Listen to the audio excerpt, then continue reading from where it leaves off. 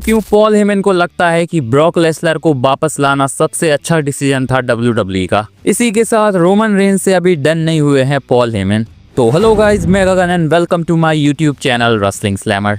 लेकिन इससे पहले वीडियो में आगे बढ़ें, प्लीज गाइज वीडियो को लाइक कर दो और चैनल को भी सब्सक्राइब कर दो। तो रिसेंटली पॉल हेमन एरियल हल्वानी के एक इंटरव्यू में आए थे, जहां उन्होंने बहुत कुछ बताया है। सबसे पहले तो उनसे पूछा जाता है कि वो रोमन रेंज से आखिर क्यों अलग हो गए थे। यहाँ उनका कहना था कि रोमन रेंज से उन्हें डायरेक्टली अलग नहीं किया जा सकता और फिलहाल जो करंट स्टोरी लाइन देख रहे हैं उसमें अभी वो उनके साथ ही इन्वॉल्व हैं, भले ही वो फिलहाल अभी रोमन रेंज की तरफ नहीं है। तो पॉल हेमन का कुल मिलाकर यहाँ कहना था कि रोमन रेंज की जो भी स्टोरी लाइन्स चलती हैं वो उसमें हैवीली इन्वॉल्व होते हैं, भले ही उन्हें टीवी पर यूज किया जाए या फिर बैक स्टेज। तो रोमन रेंज का पॉल हेमन से अलग होना भी एक बहुत बड़ी स्टोरी लाइन का पार्ट था, जो कि पॉल हेमन के हिसाब से एक ना एक दिन तो होना ही था, क्योंकि वो रोमन रेंज को और भी ज्यादा इवॉल्व करना चाहते थे। क्योंकि रोमन रेंज के ट्राइबल चीफ कैरेक्टर को बहुत लंबा चलाया जा चुका था। वैसे यहाँ उन्होंने रोमन रेंज के ट्राइबल चीफ कैरेक्टर की भर भर के तारीफें करी हैं और करेंटली जो WWE की नेटफ्लिक्स और UFC के साथ डील हुई है उसका भी पूरा श्रेय उन्होंने रोमन रेंज को ही दिया है।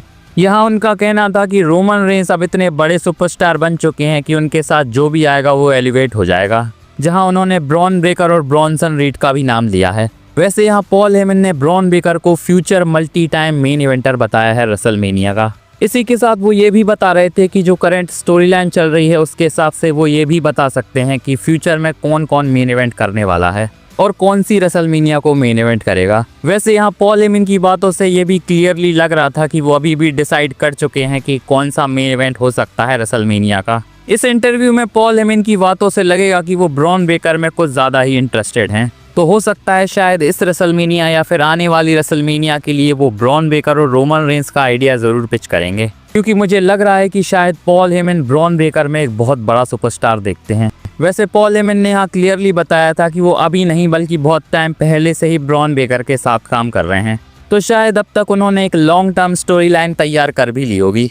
इसी के साथ पॉल हेमन से ब्रॉक लेसनर के रिटर्न के बारे में भी पूछा जाता है। यहाँ पॉल हेमन ने बताया है कि ब्रॉक लेसनर की डील कुछ टाइम पहले ही हुई थी और उनके हिसाब से बहुत जल्दबाजी में ये डील करी गई थी, लेकिन वो बहुत खुश हैं कि ब्रॉक लेसनर अब फाइनली WWE में वापस आ गए हैं। वैसे तो फिलहाल कुछ लोग क्रिटिसाइज कर रहे हैं WWE के इस डिसीजन को, लेकिन पॉल हेमन का यहाँ कहना था कि ब्रॉक लेसनर के समर स्लैम में रिटर्न करने के बाद उन्हें एक तगड़ा रिस्पॉन्स मिला था। तो यहाँ पॉल हेमन ने बताया कि उस रिस्पॉन्स को देखकर ब्रॉक लेसनर को WWE में लाने का डिसीजन एकदम सही लग रहा है, क्योंकि अगर ब्रॉक लेसनर को समर स्लैम में अच्छा रिस्पॉन्स नहीं मिलता तो WWE के डाउट बढ़ जाते, जहां शायद WWE फिर प्रॉब्लम में आ जाती। वैसे सच में सोशल मीडिया पर ब्रॉक लेसनर के WWE में वापस आने के डिसीजन को बहुत सारे लोग क्रिटिसाइज कर रहे थे, लेकिन मुझे लग रहा है कि उससे भी ज़्यादा लोग थे जो ब्रॉक लेसनर को WWE में वापस देखना चाहते थे।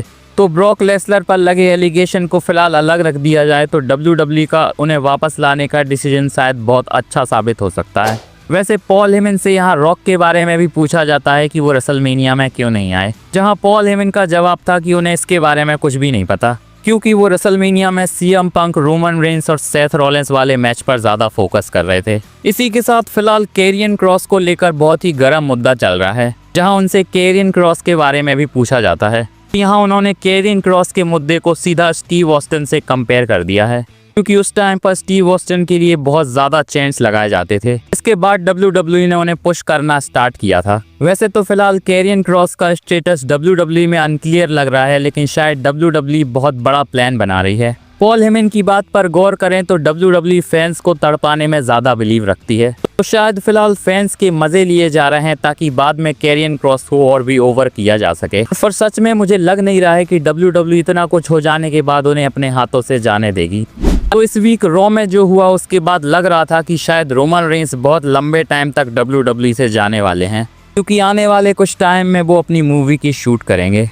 PW इनसाइडर की एक रिपोर्ट के हिसाब से रोमन रेंज की मूवी का शेड्यूल 2 सितंबर से 26 सितंबर तक का है, तो अभी भी WWE के पास बहुत ज़्यादा टाइम है रोमन रेंज को टीवी पर लेके आने का। हालांकि WWE ने फिलहाल उन्हें सच में आउट ऑफ एक्शन किया है, लेकिन करेंटली अक्टूबर मंथ में ही एक डेट आई है जिसके लिए उन्हें एडवर्टाइज किया गया है, जो कि अगस्त 18 की रॉ होने वाली है। तो शायद रोमन रेंज अपनी मूवी की शूट के लिए जाने से पहले एक बार और अपेयर हो सकते हैं।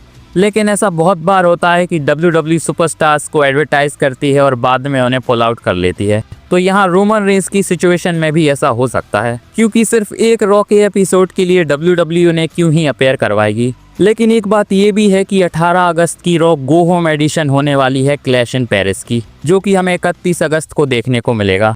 तो हो सकता है रोमन रेंस को ब्रेक देने से पहले WWE उनका एक मैच क्लैश इन पेरिस में करवाए, जिसके चांसेस मुझे कम लग रहे हैं। देखते हैं रोमन रेंस उस रॉ के एपिसोड में आने भी वाले हैं या नहीं।